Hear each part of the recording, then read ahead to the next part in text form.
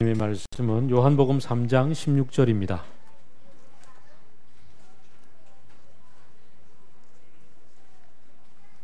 요한복음 3장 16절.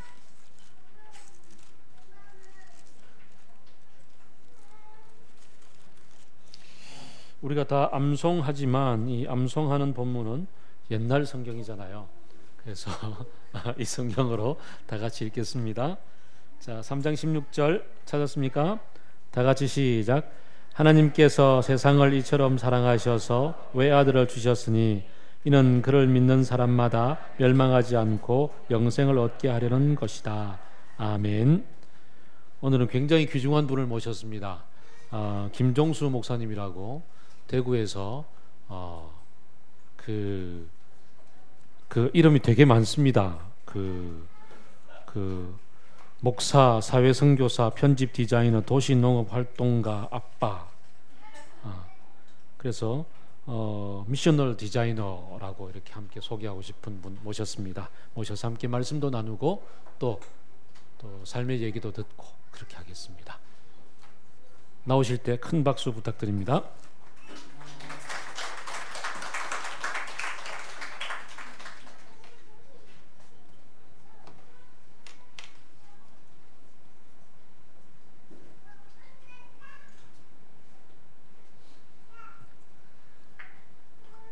귀한 자리 이렇게 초대해 주셔서 감사합니다.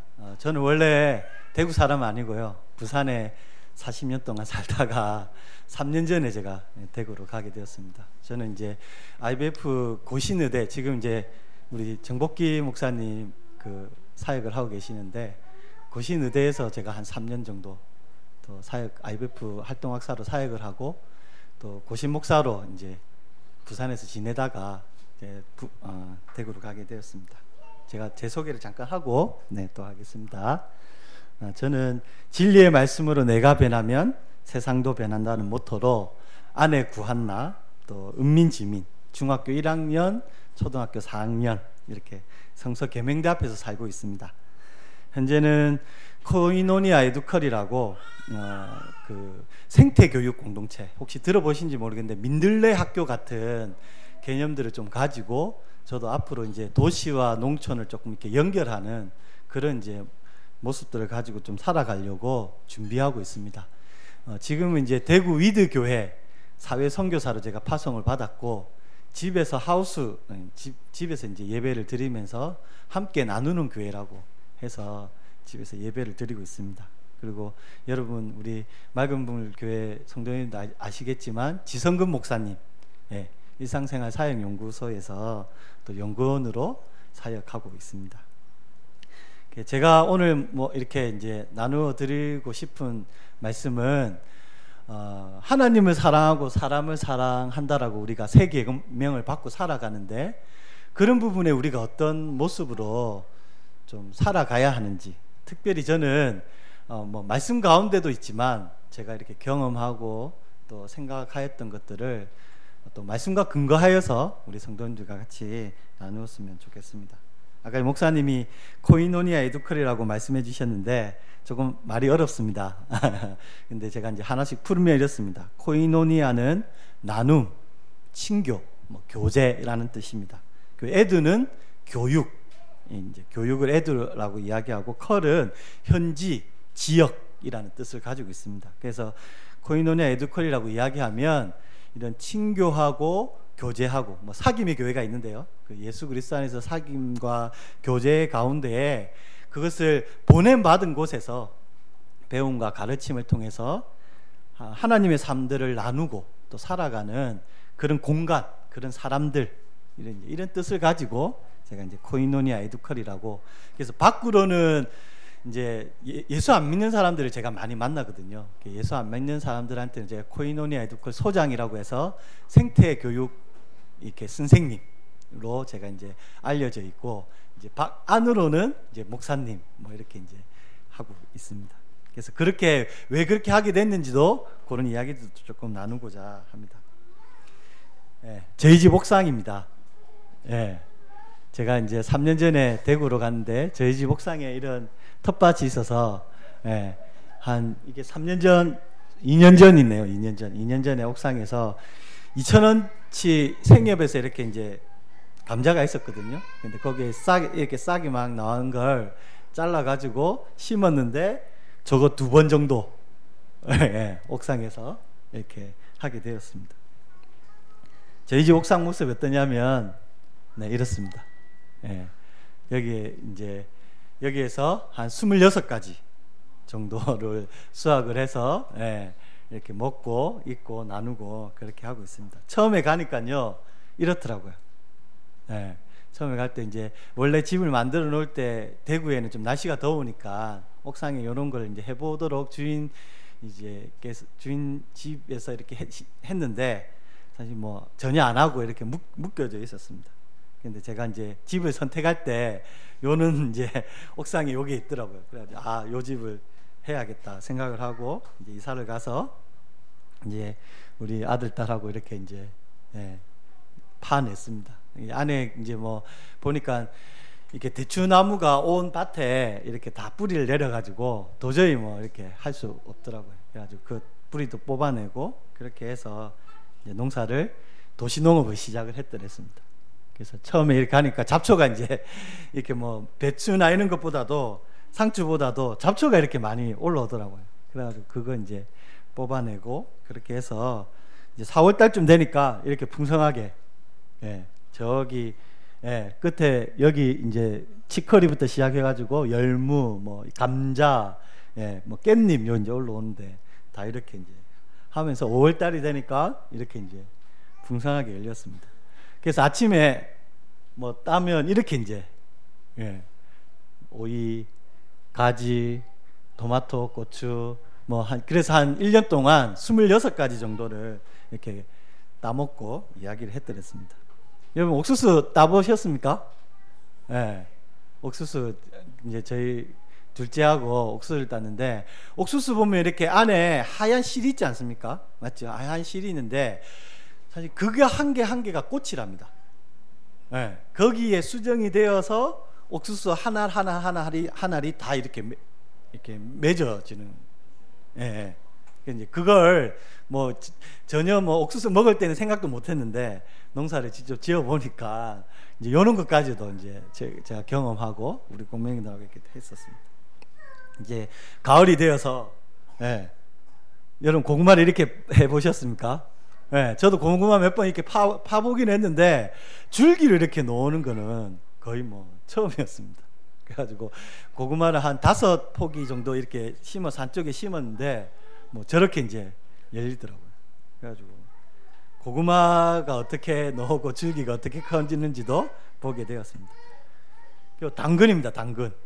예. 속가내기를 안 해서 당근이 크지는 않았는데 당근 그 이제 향이 우리 보통의 시중에 파는 뭐 이렇게 마트에 파는 거 전혀 그거는 당근도 아닙니다. 예, 당근도 아니고 진짜 당근이 어떤 맛인지 어떤 향이 있는지를 제가 이렇게 느끼게 되었습니다. 가을에 이렇게 농사 지어서 애들하고 이렇게 뽑으면서 하게 되었고 보시면 알겠지만 옥상 텃밭에 이만한 무가 자랍니다. 김장할 정도의 무하고 배추가 예, 자라가지고 이렇게 이제 또 수확의 기쁨도 누리게 되고 그래서 제가 이제 올라가서 이제 뭐 부산에 있을 때도 이런 것들을 가지고 생태교육 공동체를 만들어야겠다고 이제 생각만 하고 있었는데 이제 대구에 올라가서 제가 1년 동안 이제 농업에 대해서 또 아주 기본부터 시작해서 전문가 과정까지 그래서 농림수산부에서 주는 80시간짜리 텃밭 강사 과정이 있었습니다. 그래가지고 그거는 이제 뭐 유명한 전국에 있는 도시농업 유기농에 관련된 선생님들을 모셔가지고 강의도 듣고 책 요약도 하고 이렇게 하면서 이제 제가 농사를 배워서 사실 이제 수료증을 제게 받았습니다. 그래서 제가 어디 가서 이제 강의를 할 수 있는 자격이 됩니다. 네, 자격이 되어가지고 생협이나 혹은 그러니까 지역에 있는 아동센터 그리고 초등학교에 제가 들어가가지고 아이들 도시농업 또 텃밭 농사하는 걸 가르치고 또 이야기해주는 그런 자격을 제가 이제 취득을 하게 되었습니다. 그러면서 본격적으로 제가 이제 재작년부터 이 사역들을 이제 시작하게 되었습니다. 처음에 할 때는 그저 이제 이렇게 모종을 사가지고 제가 이제 했었는데 제가 이제 좀 배웠지 않습니까? 그래가지고 이제 모종을 직접 이제 씨를 갖다가 다 이렇게 뿌려가지고 키워서 이것을 옮기는, 또 나누어주고 하는 것도 해보게 되고, 그렇게 해서 이제 두 번째 농사를 또 애들하고 함께 지었었습니다. 예. 도시에서 이렇게 하는 게 쉽지 않죠. 예. 쉽지 않는데, 예. 하였습니다. 노가다시. 네. 두 번째도 이제 감자 싹을 이제 키워가지고 감자를 심고 아이들과 함께 이런 작업들을 또 하게 되었더랬습니다. 제가 간 위드교회는 동성로 한 복판에 있습니다.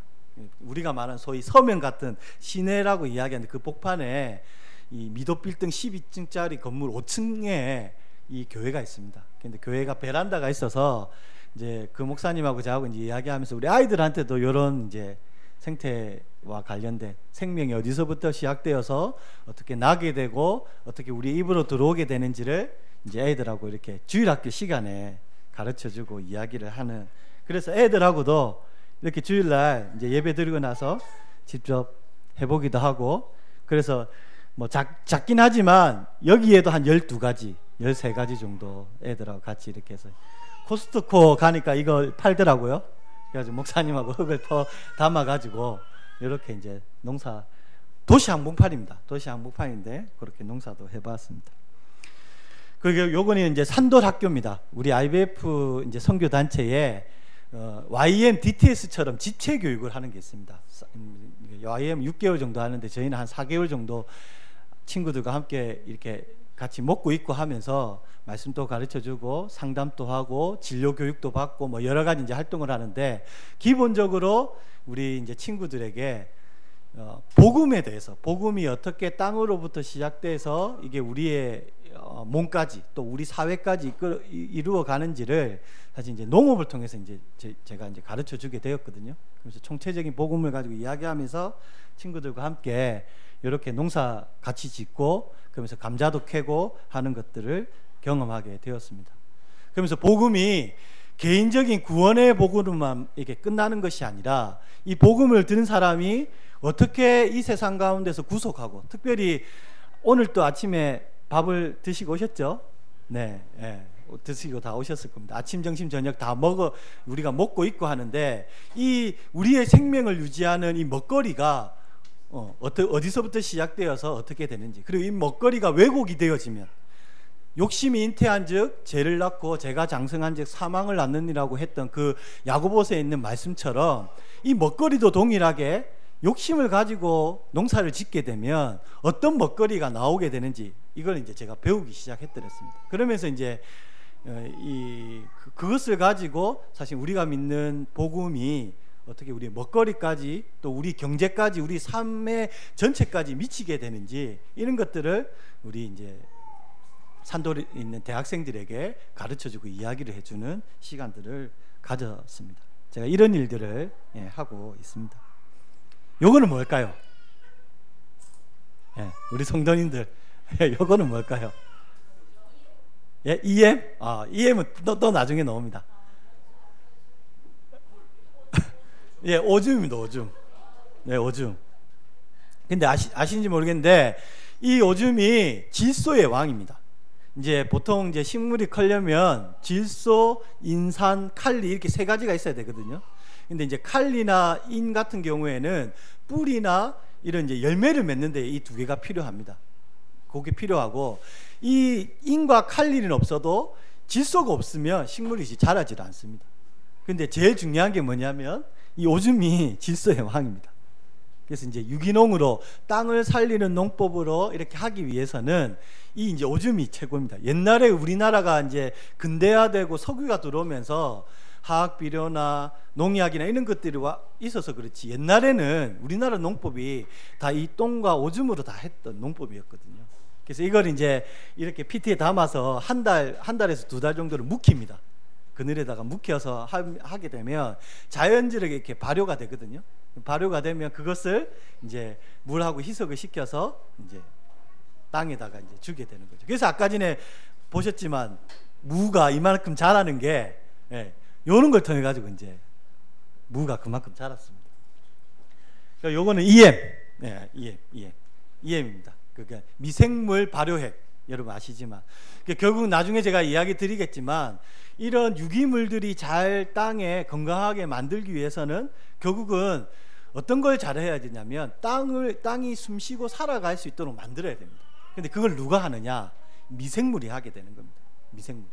근데 미생물이 없으면 어떻게 보면 땅이 우리가 말하는 대로 이렇게 이게 자연 순환이 되지 않는 겁니다. 유기물을 넣어도 썩지 않는 거죠. 그래서 땅이 더 이렇게 항폐하게 되는데 그런 부분에 이 미생물을 잘 살리는 것들이 필요하죠.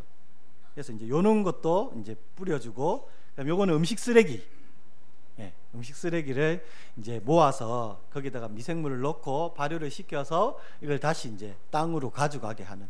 그래서 우리 먹고 이렇게 남아 있는 것도 싼 것을 그냥 지금의 도시 생활처럼 이렇게 물에다가 버리는 게 아니라 또 이렇게 다른 곳에 하는 것이 아니라 다시 어떻게 해요? 땅으로 돌리는 데에 제가 이렇게 하게 되는. 그래서 이걸 이제 미네랄 사이클이라고 이야기하는데 그 사이클을 잘 유지할 수 있도록 만들어 가는 것, 그걸 이제 제가 해 보았더랬습니다.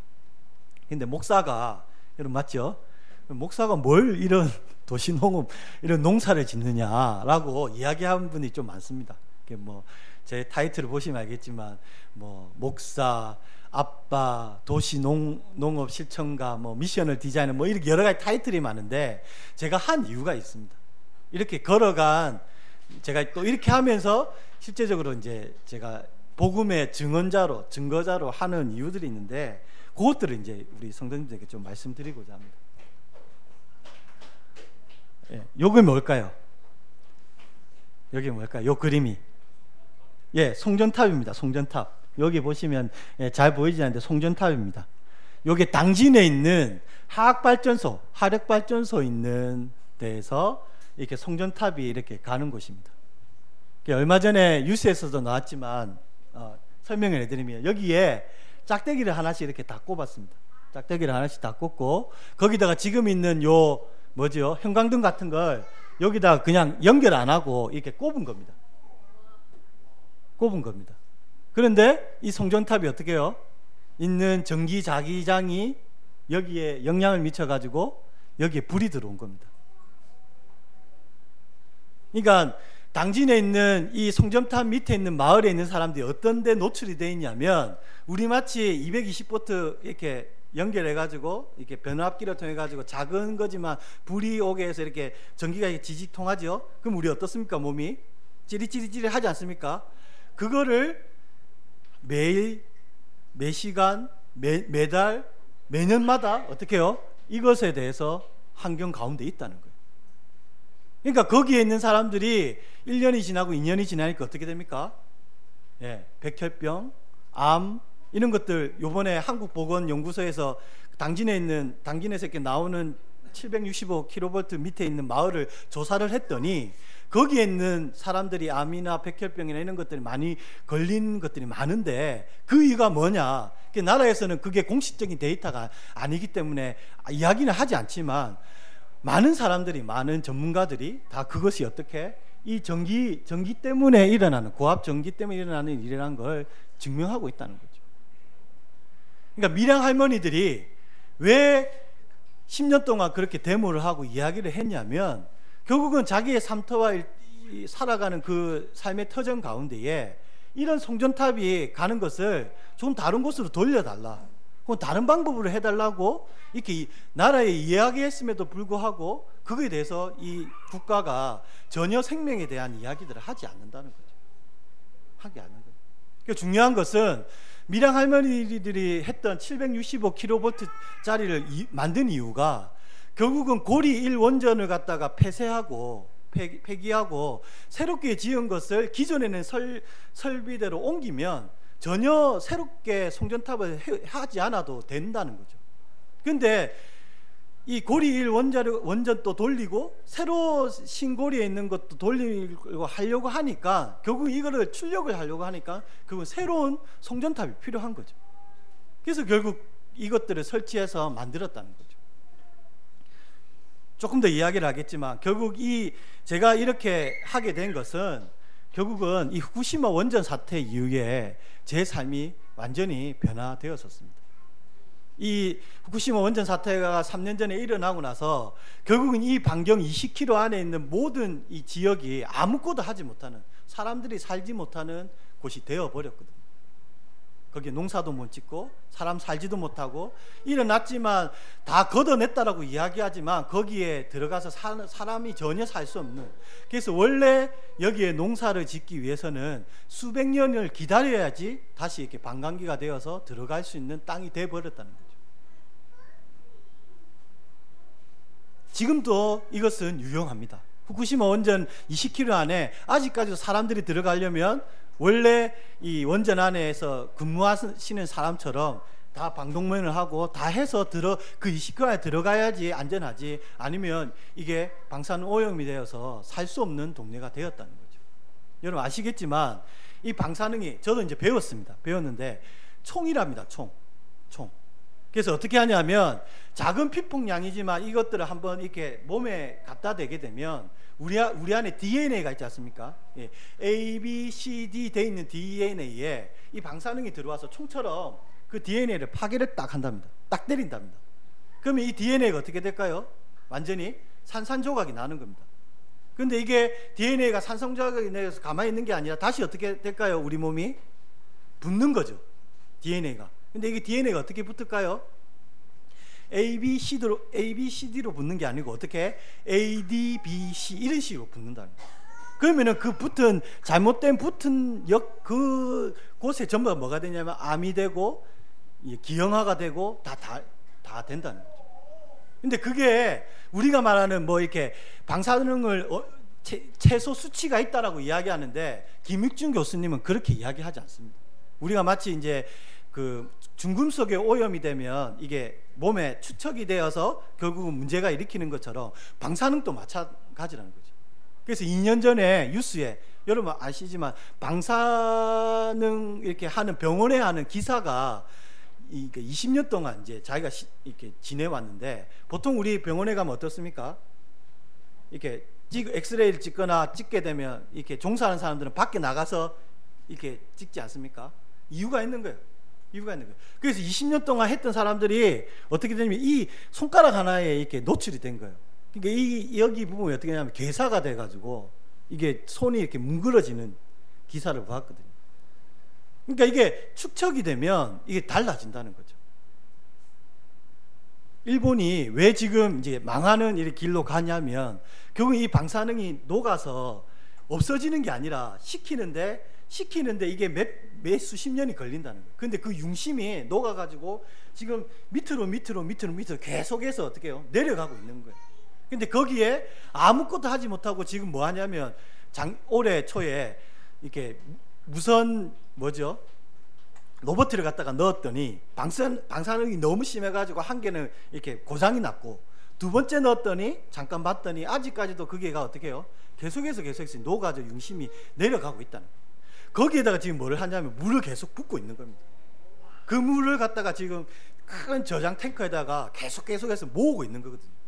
그리고 거기에 동토, 우리가 말하는 이제 방사능이 더하지 않도록 어떤 처리를 하냐면 거기에 이제 이렇게 얼음 같은 걸 해가지고 바다에 흘러보내지 않겠다라고 지금 그걸 하는데, 그런 부분에 있어서 지금 이 기술이 일본도 우리가 말 과학의 선진국임에도 이야기함에도 불구하고 전혀 그것에 대해서 하지 못했다는 거예요. 그러니까 얼마 전에 이 아베 총리가 우리는 절대로 태평양에 그 방사능 오염수를 보내고 있지 않다라고 이야기했지 않습니까? 도쿄 올림픽 때문에. 그런데 어떻게 이야기했습니까? 아니다. 그러니까 그 방사능을 태평양에 버리고 있는 게 또 이렇게 발각이 됐죠. 발각이 됐습니다. 여전히 지금 또 이 앞바다에 이 방사능이 흘러보내고 있다는 거죠. 여러분 아시지만 후쿠시마 원전의 20km 안에는 10만밖에 안 살았습니다.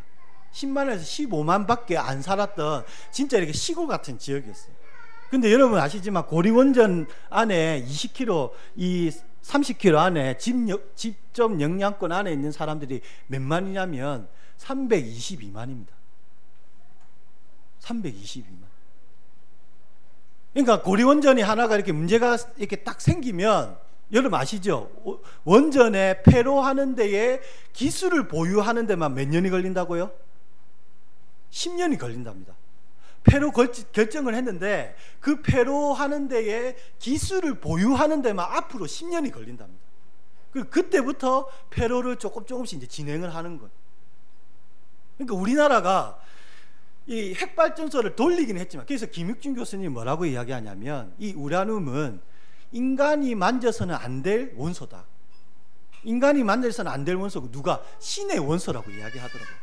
이제 김육준 교수님이 동국대 미생물학과 교수님인데, 자연 상태에 있는 우라늄이 어떻게 하냐면 이 식물에게 간섭을 한답니다. 그러니까 많은 세월을 통해서 직간섭을 통해서 우리가 소위 이야기하는 진화라고 간섭을 해서 그 안에 기형을 통해 가지고 진짜 이제 이렇게 자연스럽게 변형되는 것들을 함에 있어서 이 우라늄이 필요하다라고 이야기하더라고요. 그런 이제 역할을 하는 이제 거라고 이제 학계에서 이야기를 하는데, 그런 식의, 그러니까 인간이 중성자, 저도 이제 자세하게 뭐냐, 원자를 두 개를 갖다 이렇게 부딪혀 가지고 그 부딪히는 열을 통해 가지고 물을 끓여서 전기를 발생시키는 거거든요. 근데 그거를 이렇게 부딪히게 하는 걸 사람이 해서는 안 된다는 거죠. 그 부딪힌 걸 통해 에너지가 나오는데 그거를 이렇게 컨트롤을 해야 되는데 컨트롤을 전혀 할 수 없다는 거예요. 했기는 했지만, 이걸 터뜨렸기는 터뜨렸지만 시키고 이 방사능이 나오는 것에 대해서 이렇게 관리하는 것에 대해서는 전혀 이렇게 우리 인간이 가지고 있지 못하다는 거예요. 이걸 하는 방법은 뭐냐면 부딪히고 나서 방사능 나오는 걸 시키는 거예요. 수백 년 동안 걸리도록. 그래서 방패장을 만들어서 그 안에다가 우라늄을 갖다 그 방사능 했던 하고 나서 찌꺼기를 모아 놓는 것밖에 안 된다는 거예요. 근데 중요한 건 이렇게 어떻게든 직간접적으로 문제가 일어나서 했는데 영향은 사실 지은 들어간 비용보다 천문학적인 돈이 아직까지도 일본에 들어가고 있다는 거예요. 뭐 녹색 성장이다, 경제성이 있다라고 이야기하지만 한번 문제가 딱 발생하기 시작하면 이거는 원전 수십 개 만드는 돈과 또 삶과 모든 것들이 어떻게 되면 완전히 엉망진창이 돼버린다는 거죠. 우리나라의 원전이 23개 정도, 20여 개가 있는데 이렇습니다. 일본은 이렇게 길기 때문에 사실 피할 데가 있습니다. 여기 후쿠시마 원전이 잘못했기 때문에 사람들이 전부 다 오사카 밑으로 다 내려온다고 이야기하더라고요. 그런데 우리나라는 어떻습니까? 한번 땅 터지면 어떻게 되죠? 피할 데가 없습니다. 우리 그대로 살아야 됩니다. 또 중요한 거는 일본에 50개가 있고 50여 기가 있고 우리나라에 25개가 있는데, 중요한 건 우리 서해안에 지금 맛보고 있는 중국 어떤 나라인지 아시죠? 근데 앞으로 원전을 몇 개를 짓냐면 그 중국 동해안 쪽에 100개를 짓는답니다. 100개를 짓고 지금 20몇 개가 지금 가동되고 있는데, 생각해 보십시오. 원전 중국에 있는 그 동해안에 있는 거 하나만 어떻게 해요? 문제가 딱 발생하면 우리는 없습니다. 일본은 그나마 우리나라 동쪽에 있기 때문에 우리가 이렇게 자전을 하면서 결국 그게 이제 우리나라에 피해가 없었거든요. 근데 결국 중국에 있는 데가 문제가 딱 하나 생기기 시작하면 어떻게 될까요? 서해안, 남해안, 우리나라 영향 미치는 거. 그래서 우리가 영원한 생명을 누리자라고 이야기하고 생명을 나누는 사람이라고 이야기하는데, 이게 죽은 이후의 생명만 이야기하는 게 아니라 지금의 우리의 생명에 대해서 이야기해야 되지 않습니까? 근데 이런 환경 가운데 우리가 살고 있다는 거죠, 우리 그리스도인들이. 그래서 보시면 알지만 1년 후에 이 원전에 방사능 오염이 이렇게 이제 오염수가 이게 흘러나와서 어떻게 태평양 앞바다에 이렇게 됐는지에 대해서 유럽에 있는 기구가 조사를 했더랍니다.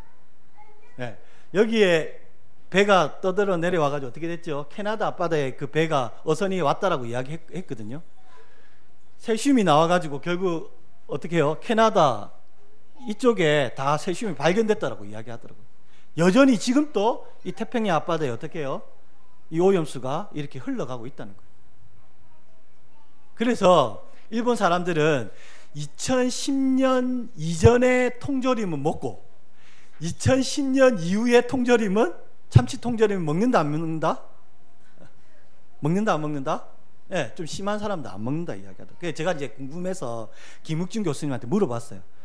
교수님, 뭐 고등어, 명태 이런 거 말고 참치, 이 앞바다에 이런 데 막 돌아다니는 참치는 어떻습니까? 이렇게 이야기를 하니까 이분이 정확하게 이야기해 주시더라고요. 그러니까 이제 참치는 살고기잖아요.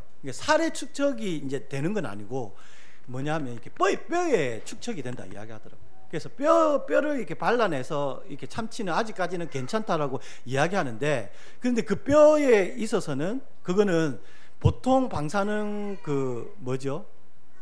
이렇게 하는 그거를 하는 것보다 좀 어렵다 이야기하더라고요. 그래서 이걸 이제 필터링이 잘 안 되는데 아직까지는 괜찮다라고 이야기하지만, 그럼에도 불구하고 명태, 뭐 조기, 뭐 이런 것들, 특별히 일본, 러시아산 이런 것들은 될 수 있으면 먹으면 안 된다라고 이야기를 하더라고요.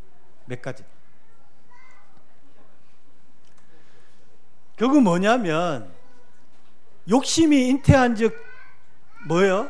죄를 낳고 죄가 장성한즉 사망을 낳느니라고 이야기했는데, 그 말 그대로 우리가 가지지 말아야 돼, 또 행하지 말아야 돼, 또 이걸 잘 청지기로서 잘 관리해서 해야 됨에도 불구하고 인간의 욕심, 또 이게 효율적이다, 또 이게 녹색 성장에 가능하다라는 이야기로 우리의 하늘과 땅과 모두 살아가는 이 지역에 있는 우리의 삶의 피조물들을 계속해서 오염시켜서 결국 우리 생명까지도 위태롭게 하는 환경과 삶 가운데 우리가 있다는 거죠. 있다는 거죠. 여러분 아시겠지만 이번 올해는 태풍이, 어떤 태풍이 온답니까?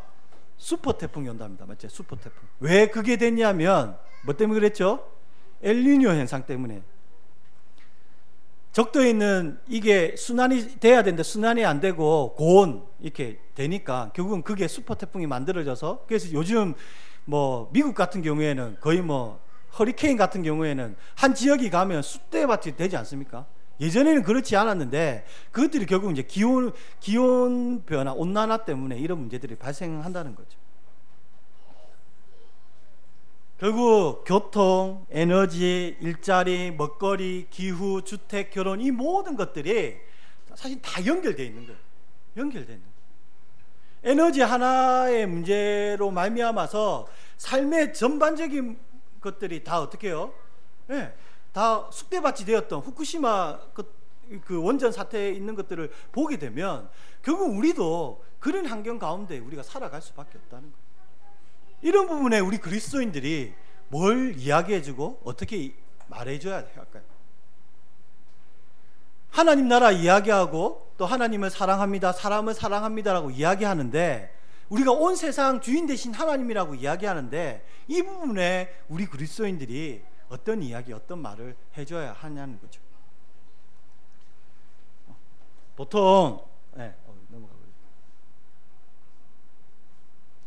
우리가 이런 그리스도인 있지 않습니까? 근데 우리 한국교회 문제는 뭐냐면 이런 그리스도인이 많다는 거예요. 어떤 그리스도인? 종교적인 그리스도인. 예수님을 주인님이라고 이야기하고 찬양하고 고백하고 나아가지만 실제적으로 예수님을 이렇게 함에 있어서 마치 우리 자동차 이용하는 것처럼, 마치 액세서리를 하나 하는 것처럼 예수님을 도구적으로, 그래서 뭐 우리가 이야기하면 4월 초팔일 날 등달로 가지 않습니까? 저기 우리 대구에는 팔공산으로 가는데요. 가서 팔공산에 가면 저기 앞에서부터 해서 그 석가모니 이렇게 있는 거기서부터 시작해서 이렇게 오면 1,000만, 2,000만 원, 1,000만 원, 500만 원, 300만 원 이렇게 50만 원, 10만 원 이렇게 이제 가거든요. 등을 달 때. 그러면서 이제 제가 보니까 로또 당첨되게 해주세요. 뭐부터 시작해서 뭐 대학 수능 시험 이렇게 가지고 뭐 이렇게 밑에 다 적더라고요. 네. 그래가지고 이제 쭉 이렇게 달아놓는 거예요. 한 번도 절에 안 가다가 언제? 4월 초팔일 날. 네. 내의 심리적인 안정과 평안을 위해서, 우리 성공과 그걸 위해서 어떻게 해요? 네, 그걸 가는 거예요. 그런데요, 그 형태 그대로 한국교회도 어떻게 해요? 똑같아. 특별 새벽 기도회 좋습니다. 하나님과 관계 맺고 사귐의 그걸 위해서 하는 것 너무너무 중요하고, 큐티하고 예배들이 중요한데 사실 10의 1에 대한 부분, 예배 1시간에 대해서는 목숨을 거는데 10의 9에 대해서는 전혀 우리가 타치하지 않는다는 거예요. 여러분 11조가 뭡니까? 11조가 11조가 뭐죠? 모든 것이 하나님 것인데 그것을 기념하여서 어떻게 드리는 겁니까? 10의 1을 구분해서 드리는 것입니다. 그러면 10의 1과 더불어서 이 정신을 가지고 10의 9도 어떻게 사용해야 되죠? 하나님의 정신을 사용해야 되는 것입니다. 먹고 입고 마시는 것도 하나님의 방법대로 하나님이 원하시는 대로 사용하는 게 예수 믿는 사람이에요. 우리가 믿는 거라는 거죠. 그래서 그림을 다시 그리면 그리스도인됨이 자기 중심성을 가진 사람이 하나님 중심성으로 살아가는 사람으로부터 시작되어져서 그건 어떻게 해야 되냐면 그림을 다시 그리면 이렇게 돼야 돼요. 이게 진정한 그리스도인이라고 이야기하는 거예요. 이걸 다르게 이야기하면 이렇게 됩니다. 주일날만 1시간만 하나님 왕이십니다라고 이야기하는 게 아니라 어떻게? 모든 것의 주인 되신 하나님을 인정하는 거예요. 여기 특별히 이제 다른 거는 이해가 되는데 똥이 나오죠. 똥. 요것만 하나 설명하겠습니다. 제가 오늘 좀 길게 조금 깁니다. 제가 좀 근데 조금 뭐 배가 조금 고프시더라도 이해하십시오. 네. 똥이 지금의 우리 상태에서 뭐를 만납니까? 똥이 제일 처음에 지금 하면 물을 만납니다. 물 맞죠? 똥과 물이 만나면 뭐가 됩니까? 똥물이 됩니다. 똥물. 그럼 이 똥물이 이렇게 모여지지 않습니까? 우리 어르신들은 아마 옛날 고향에 가시는데 어떻게 되죠? 그 똥이 이렇게 되면 똥물이 되지요. 그걸 뭐라고 이야기하죠? 시골에 가면 똥통이라고 이야기합니다. 똥통. 똥통에 다리를 이렇게 한번 이렇게 잘못해가지고 쑥 이렇게 하면 어떻게 됩니까? 다리가 똥떡이 오릅니다. 똥떡이. 왜 그렇죠? 부패하고 안 좋은 세균들이 그게 바글바글해가 장티푸스부터 시작해서 이렇게 돼서 이게 똥이 썩는 거예요. 그래야 그걸 어떻게 합니까? 우리 지금은 정화조에 가가지고 이렇게 미생물 발효하고 뭐 이래 가지고 이렇게 강으로 내 보냅니다. 이제 맑은 물로. 근데 보통 10년 전만 해도 우리나라 어떻게 했을까요? 이 똥을 큰 배에 다 담는 겁니다. 똥을 다 뭐 오폐수부터 시작해서 똥 해가지고 전부 다 이렇게 큰 배에 담았습니다. 그리고는 이쪽 나라도 아니고 이쪽 나라도 아니에요. 어떤 해상, 공해상이라는 데가 있습니다. 법적으로 타치를 안 받는데 거기 딱 나와가지고 그걸 어떻게 해요? 똥을 확 풀어버립니다. 그걸 이제 해양투기라고 이야기하는데 그걸 다 버려버렸습니다. 그러면 바다가 어떻게 될까요? 엉망진창이 되는 겁니다. 지금은 이제 플라스틱이 돼서 섬을 한다라고 이야기하는데, 그런데 이 똥이 뭐를 만나면, 땅을 만나면, 똥이 흙을 만나서 여기에 있는 흙에 있는 미생물을 통해 가지고 이게 뭐죠? 발효가 되면 뭐가 될까요? 거름이 됩니다. 거름. 여러분 아시지만 마그네슘, 칼슘, 알루미늄, 우리 생체에 필요한 미네랄이라는 게 있는데 이 미네랄은 우리 몸에 만들어질까요? 안 만들어질까요? 만들어질까요? 안 만들어질까요? 안 만들어집니다. 그거는 전부 다 뭐를 통해서? 외부에 있는 음식물을 통해서 다 공급받아야 됩니다. 근데 이 공급받는 걸 어디서부터 받냐면 전부 다 뭐예요? 우리가 먹는 야채, 동물, 이 먹거리를 통해서 다 공급받거든요. 근데 그게 어디서부터 시작되냐면 땅으로부터 시작됩니다. 이 땅에 있는 미생물이 강압선 세균이라는 이 미생물을 통해서 거기에 있는 것들을 어떻게 해요? 식물에게 전해주고 그 식물을 통해서 우리가 먹고 또 뭐를 통해서? 똥을 통해서 다시 돌려보내는 겁니다. 이게 돌아가는 게 순환이 되는 거예요. 근데 지금 우리의 도시 문명 가운데 이 똥이 뭐를 만난다고요? 물을 만나서 전부 어디로 갑니까? 땅으로 가는 게 아니고 전부 다 어떻게 바다로 다 흘러가는 거예요. 그러니까 예전에 1952년에 흙이 살아있을 때의 미네랄을 우리가 10개를 먹었으면, 그러니까 사과 1개를 통해 10개를 먹었으면 지금 어떻게 해요? 사과 한 개에 미네랄 몇 개 담겨 있을까요? 10개가 아니고 0.5개. 그러니까 한 개 먹으면 10개를 먹을 수 있는 걸 지금 몇 개를 먹어야죠? 20개를 먹어야 되는 거예요. 이게 뻥튀가 되어 있는 뻥튀기. 왜 그럴까요? 왜 그럴까요? 미생물이 없는 땅에서 뭐로 자랐을까요? 화학비료, 제초제 뿌려가지고 모양은 예쁘고 맛은 이게 배추 맛인지 무 맛인지는 모르겠는데 뭐 맛은 있긴 한데 비스무리한 맛은 있는데 있는 거예요. 그걸 뭐로 만든 거예요? 비료나 제초제, 화학비료로 다 만든 거예요. 우리가 마치 몸이 건강해야 되는데 건강하려면 이 면역 체계가 건강해서 먹거리를 통해 만들어져야 되는데 그게 아니고 뭐로? 비타민으로, 약으로, 항생제로 만들어서 밸런스가 깨져 버린 거예요. 네. 치료는 되는 것 같지만 그 부분이 있지만 전체적인 몸 시스템은 엉망진창이 돼버린 것처럼 우리 땅도 그렇게 됐다는 거예요. 왜 그럴까요? 왜 그럴까요? 결국은 땅을 살려면 뭐 해야 되죠? 기다려야 되는 거예요. 기다려야 돼요. 원래 하나님께서 땅을 통해서 식물이 자라는 원리를, 질서를 주셨는데 그러려면 인간이 어떻게 기다리고 지켜보고 땅이 건강할 수 있도록 만들어 가야 되는데 그것보다 욕심이 잉태한 즉 죄를 낳고 죄가 장승한 즉 사망을 낳는 것처럼 많이 버리고 많이 이렇게 비료 제초제를 해서 많이 수확해가지고 돈을 많이 벌어야 되는 거예요. 그러려면 작은 땅덩어리에 어떻게 수확량이 많으려면 거기다가 뭘 넣어야 돼요? 화학비료를 때려 넣어야 돼요. 때려 넣어야 돼요. 그러니까 우리가 말하는 영적인 부분이 아니라 우리가 먹거리 자체도 욕심이 잉태한 즉 죄를 낳고 죄가 장성한 즉 사망을 낳는 것처럼 동일하게 이 먹는 것도 그렇게 해서 결국 우리가 병원에 더 많이 가게 하고 약을 더 많이 먹게 하고 결국 우리의 생명이 어떻게 해요? 많이 사는 것 같지만 골골골하게. 그래서 우리 아이들이, 우리 어르신들이나 저희들은 아토피가 별로 없었습니다. 맞죠? 근데 우리 아이들 어떻습니까? 2집 건너 3명에 4명의 아토피, 천시에 매일 병원에 가고 이렇게 몸의 구조가 그 미네랄 사이클이 완전히 파괴됐기 때문에. 거듭남이라는 것은 어떤 겁니까? 이것입니다. 한번 다 같이 한번 읽어보세요. 빌립보서 2장 6절에서 8절 시작.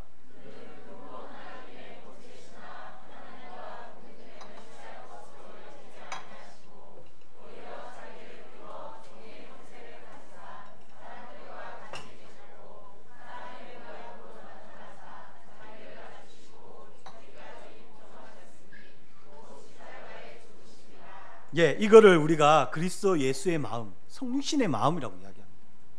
우리 죄를 위해서 이 땅 가운데 예수 그리스도께서 오셔서 우리 죄를 사해 주시고 그 은혜로 우리가 살아가는 사람이라고 이야기합니다. 근데 그 사람이 누리는 삶이 어떤 거냐라고 이야기하는데 뭐라고 이야기합니까? 이걸 영생이라고 이야기합니다. 자, 우리 맑은물 교회 성도님들 한번 여쭤보겠습니다. 영생은 언제 얻는 겁니까? 영생은 영원한 삶 언제 얻는 겁니까?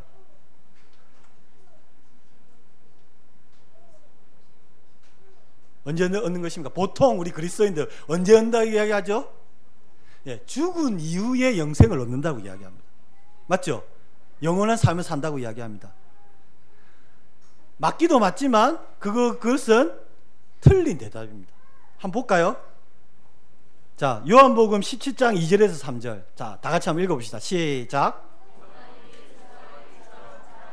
밑에 거. 네, 위에 거는 우리가 읽었고요. 밑에 거. 시작.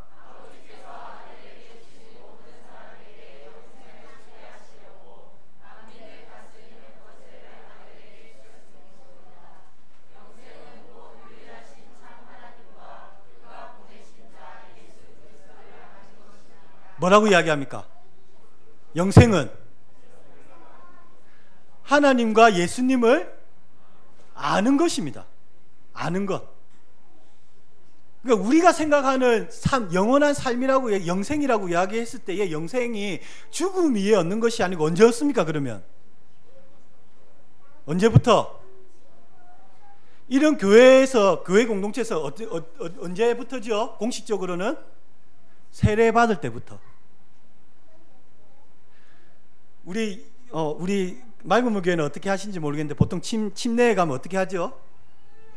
이 세례를 받을 때 예전에 나는 옛사람은 어떻게 죽고 할 때 어떻게 합니까? 물에다가 탕이나 목욕탕 훅 담그고, 그리고는 예수 그리스도 이름으로 다시 새 생명을 얻었다라고 하는 게 뭡니까? 세례지요, 세례. 그럼 영생은 언제부터 시작되는 겁니까? 그때부터 시작하는 거예요, 공식적으로는. 맞죠? 영생은 죽음 위에 얻는 것도 영생이지만, 지금 이 땅에 살아가면서 욕심이 잉태한 즉 죄를 낳고 죄가 장성한 즉 사망을 낳는, 우리가 육체적으로는 살아가는 사람 같지만 예수 그리스도가 그 안에 안 계시면, 없으면 그 사람은 어떤 사람입니까? 죽은 사람이에요. 죽은 사람. 영적으로 죽은 사람이라고 이야기해요. 맞죠?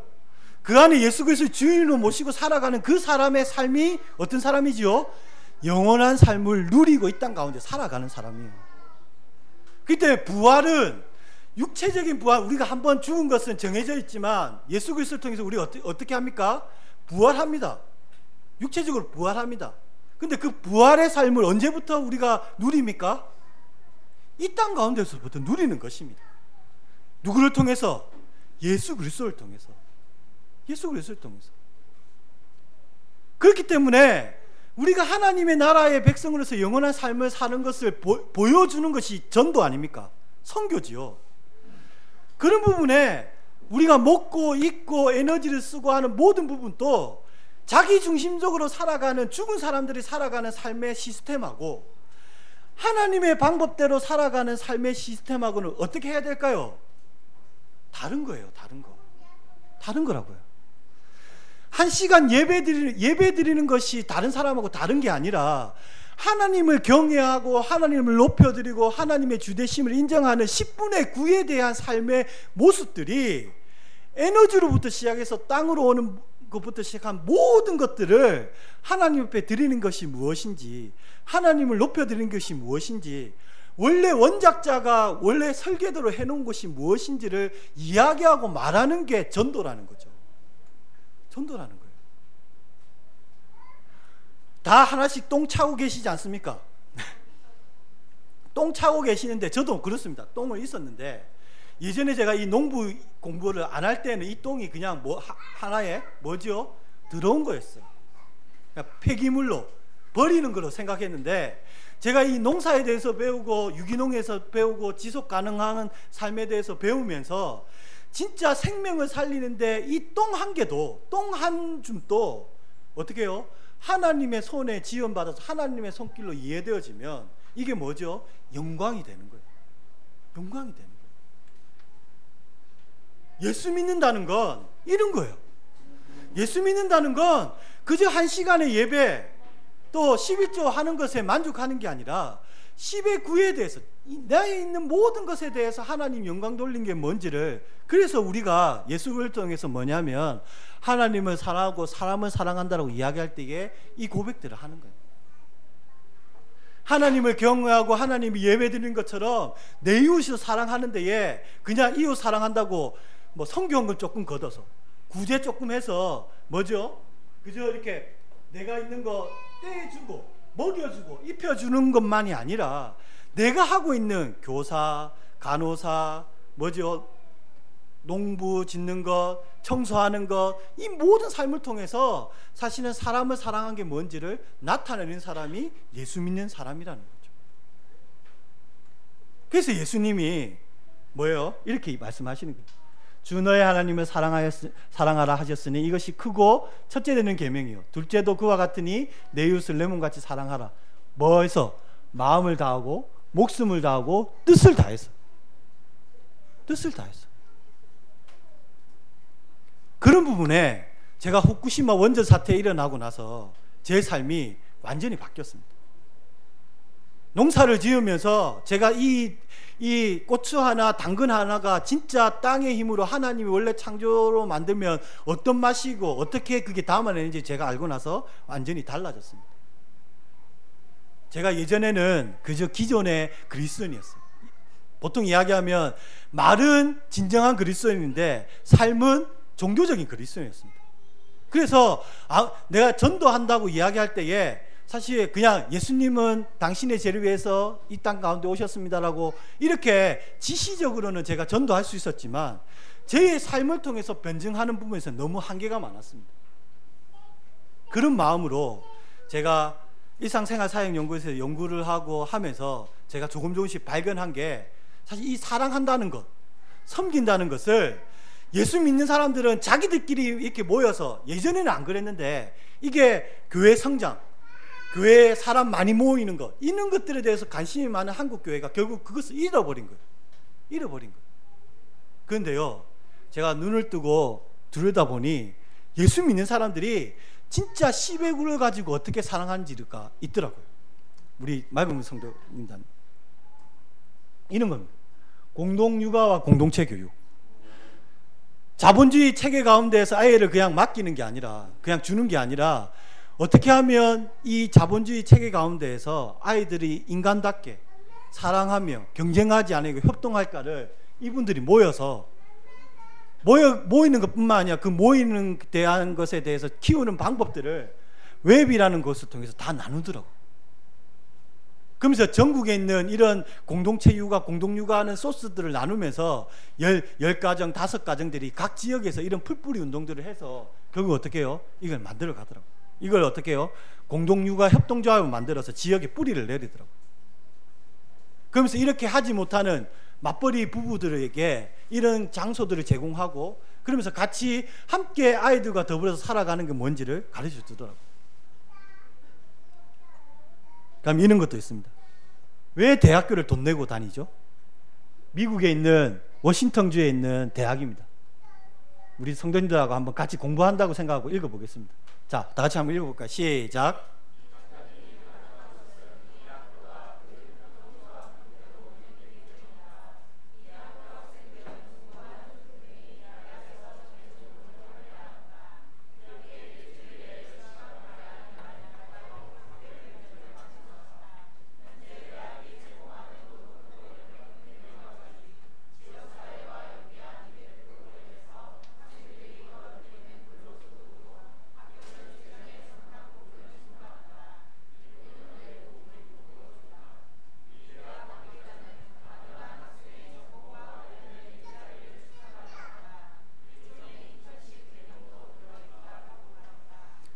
얼마 내십니까? 대학교 4년 동안 장학금, 학비로 한 5천만 원 정도 된답니다. 뭐 이것저것 다 따지면 한 사람당 4년 동안 들어가는 돈이 1억 정도가 된답니다. 그런데 이 대학은 어떻게 해요? 오자크 대학이라는 곳은 그렇게 4년 동안 공부하고 나서도 또 직장을 가지기 위해서 뭐 합니까? 또 공부합니다. 시험 치고. 그리고 1년 내에서 2년 정도를 또 보냅니다. 그러면 금사라기 같은 그 20대 시간을 6년 동안 사실은 아무것도 하지 못하고 10명 중에 8명은 또 그 학과는 전혀 관계가 없는 일자리로 다 가게 되죠. 그런데 어떻게 해요?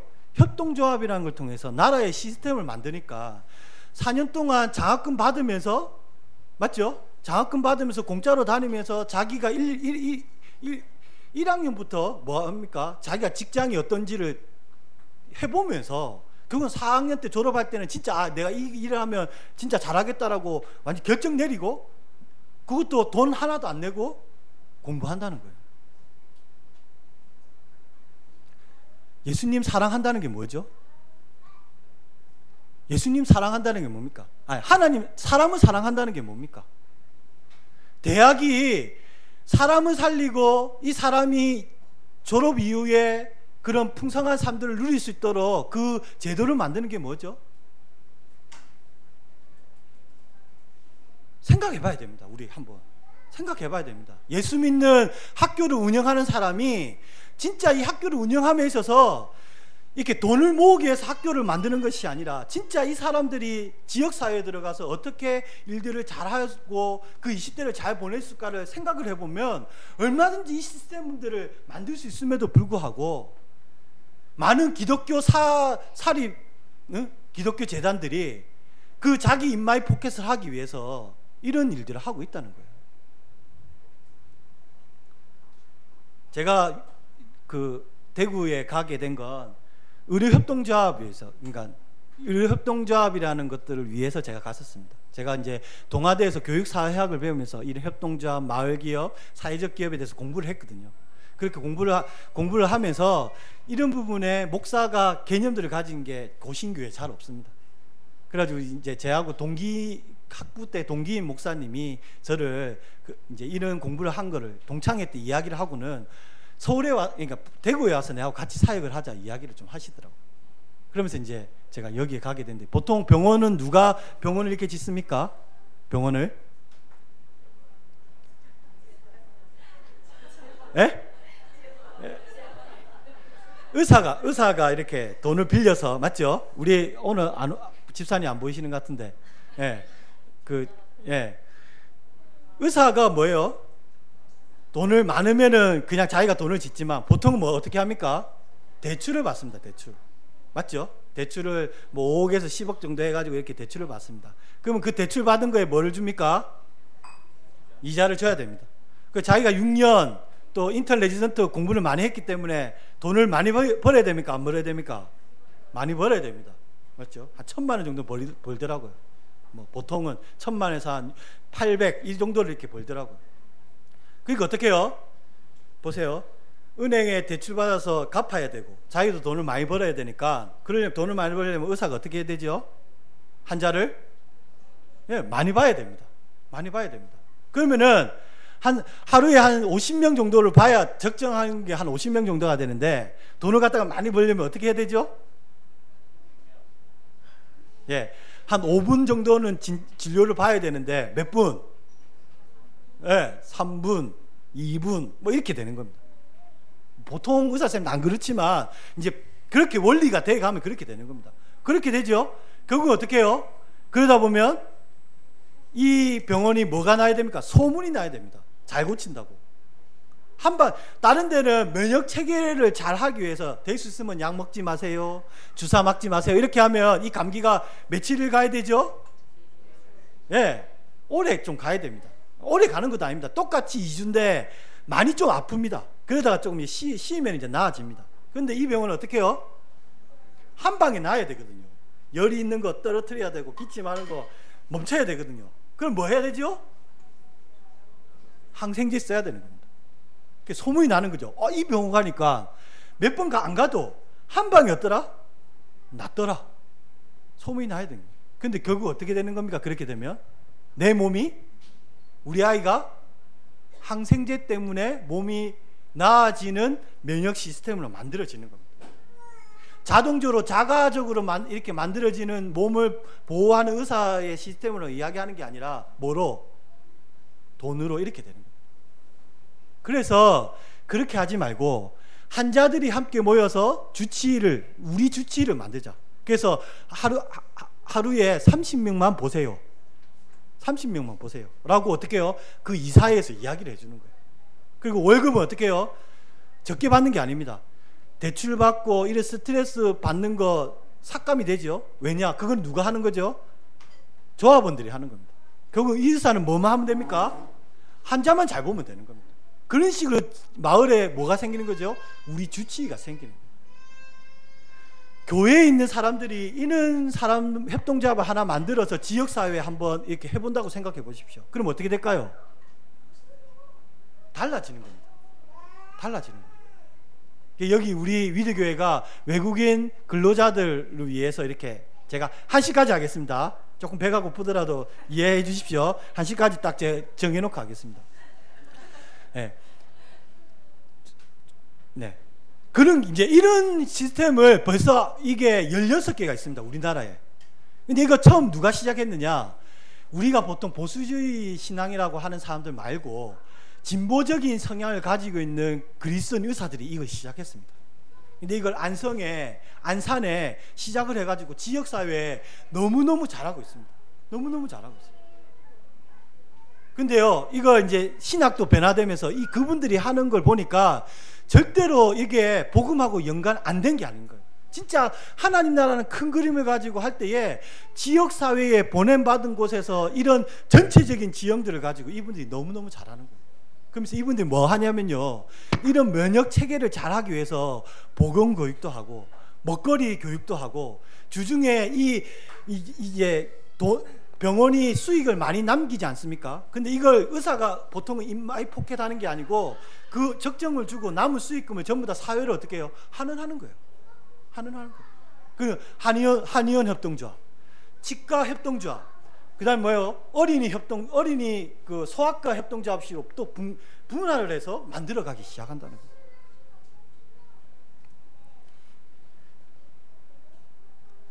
여대생들이 졸업하고 나서 제일 선호하는 남자들이 어떤 거냐면 어떤 남학생입니까?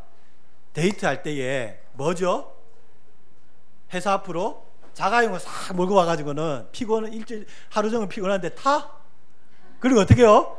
데이트 싹 하면서 빵빵한 오디오에 음악도 넣으면서, 그러면서 오늘같이 비 오는 날에는 저기 어디요? 저기 한경상 야영장 위에 올라가가지고 데이트하는, 예, 그런 형제. 또 한 형제는 찌질하게 그런 거 없어. 택시 타고 아니 지하철 타고 이렇게 다니면서 우산 쓸고 와가지고 이렇게 데이트하자 이렇게 이야기하는 형제. 어떤 형제를 선택하시겠습니까? 예? 잘생긴 형제.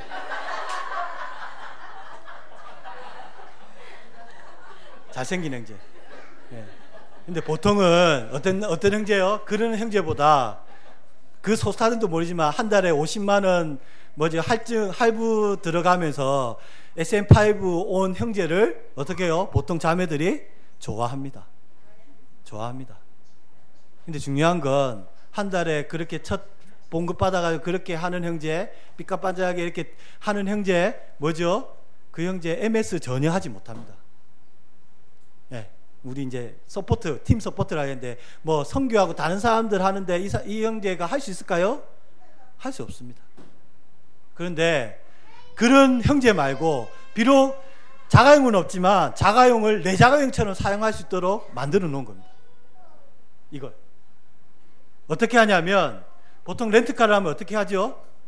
하루 24시간 15만 원 정도를 벌어가지고 어떻게 해요? 사용을 합니다. 근데 서울에 어떻게 하냐면 홍대 앞에 스마트폰 인터넷에다가 신용카드, 면허증 이런 걸 다 기입을 하는 거예요. 그 스마트폰에다가 내가 몇 시부터 몇 시까지 한 2시간만 사용하겠다라고 예약을 하고 홍대 앞에 가는 거예요. 그러면 거기에 스마트폰을 어떻게 해요? 사무를 열고, 그리고 스마트폰으로 어떻게 해요? 시동을 거는 거예요. 그리고 어떻게 해요?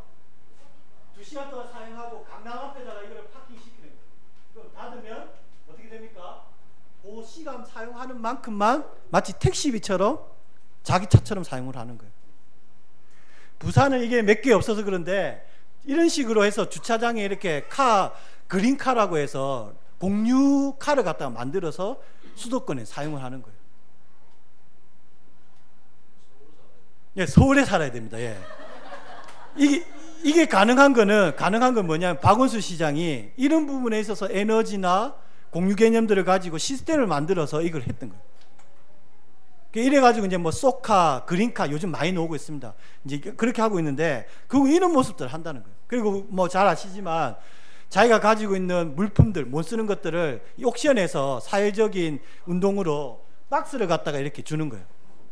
박스를 갖다가 공짜로 보내주면 여기에다가 물품을 담아가지고 이걸 아름다운 가게에다가 옥션이 전달을 해줍니다.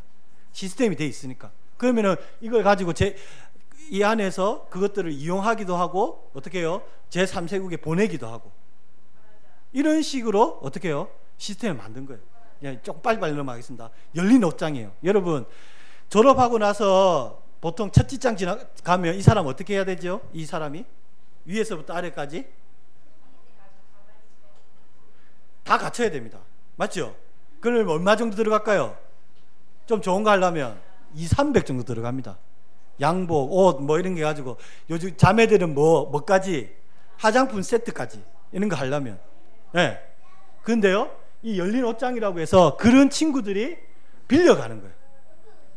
자기가 좀 더 안정될 때까지 양복이나 옷이나 구두들을 갖다가 빌려가서 어떻게 해요? 내놓는 것도 있고 자기가 이렇게 대여하는 것도 있고, 이걸 어떻게 해요? 시스템을 만든 거예요. 시스템을 만든 거예요. 얼마나 첫 직장 가는 사람들이